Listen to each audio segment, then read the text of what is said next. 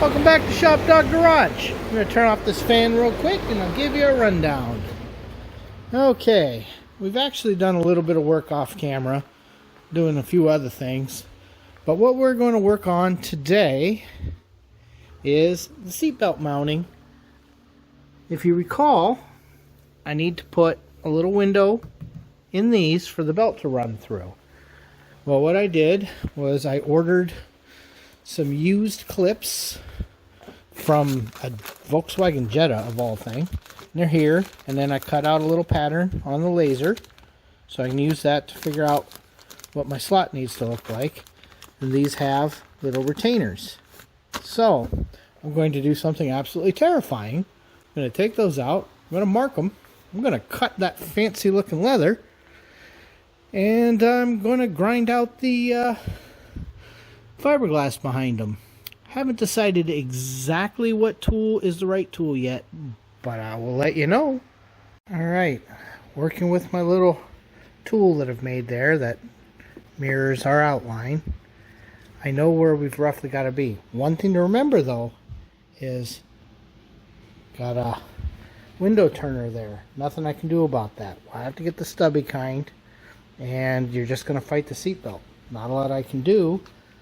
This tells me where the seatbelt retractor is, and I happen to know right up in here is the top end of it. So what we've got is no protective tape. I was showing you the location here. Let's turn her over. And that is that same location outlined on this side.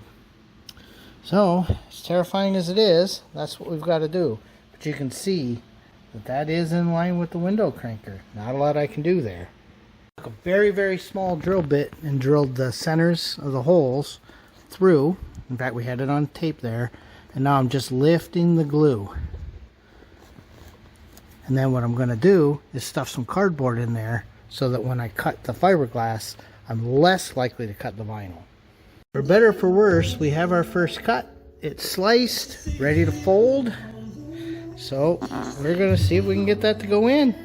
ShopDog thinks we actually did a pretty decent job. So that's what it looks like popped through. The big retractor goes right here. And unfortunately, there's nothing I can do about where the window winder is. That decision was out of my hands long before I got involved. But there we go. So hopefully this fits our belt. Guess I should have checked that. Okay, so for mock-up, you can see we've got her run through. This is what's way up high up here. That goes there. And then we're doing the return. We'll stick like this. So that's going to work. You know, I wish these were a little thinner, but I know why they're the way they are. We've got the other side. We've got her marked. So I'll drill our two little holes for doing our slice. And then we can get the other side sliced, get our cardboard in there to protect it. And once that's all in there, then we can come back over here. We take the flat and grind it, and take this little burr to do the rounded parts. That worked pretty good. Sorry, I thought I'd been recording, but apparently I hadn't. At this point, we're trying to decide where to mount that. So I had to put a seat in, and you can see there, looked pretty nice. This seat, Harlan was worried about how far back it would go. It goes back pretty far. If I'm in here like this, I can't even, I mean, I can reach the brake, but I can't push it. So, yeah, it goes back a ways, which is good because he's kind of tall. So I'm just trying to get the console roughly where it would be. And then I got to figure out where back in here the seatbelt holes need to be. But it needs to work because, you know, it'll be sitting right here. It needs to work for someone all the way back. And, where's the handle? Here it is. For, whoa, that is slippery. Of course, you'd normally have a steering wheel. And for someone all the way forward. Now this, obviously, see, and I just don't think this clutch is that bad. But we'll have them try it one more time before I change it to the dual. And there will be this gap here. Nothing I can do about that. That's just the way it's designed. And I'm sure that's because they want, yep, that's why.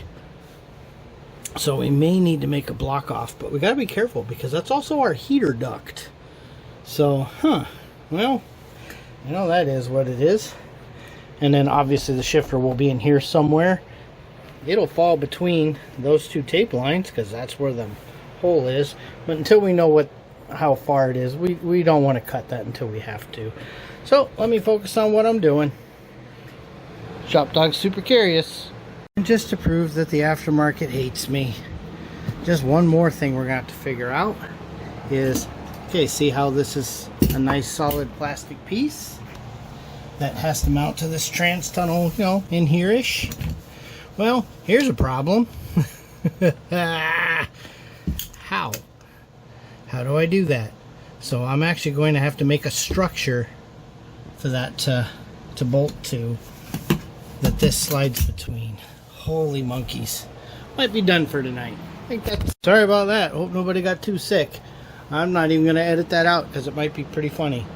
But anyway, yeah, that's my night. I'm calling it right there. Just to make sure we had what we needed, I did just set this on here, feel what that feels like. It's reasonable. It's back a little further than I would have expected. So yeah, this is definitely not for super short people. Anyway, now it's good night. ShopDog and I are gonna go in. So thanks for watching.